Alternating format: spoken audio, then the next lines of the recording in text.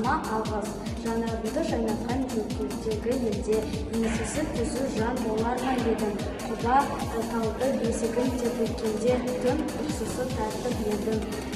Таңсыздыққа қуаныш қосған еңбектеген. Әкеме алғыс. Ол болсын деп тілеген ер түргіндей, өмірімде бүрдей болуға баулып, қойынына басатын бөлтірігіндей, бақытым болар жынымды жария етсем, әуе білген әкенің еркін үніндей. Ұстазға алғыс. Бағым жанып батынмен бел асқанына, төзімдіріп өмірдің талаптарына, ниет деген арман ең асқанына, арқасында ұстаздың далбар баққан, ой өссің бұл күнде тен аспанына. Едіме алғыс. Балам едім бадамның жанатын жалға. Нәтижесі тілектің өзінен туған.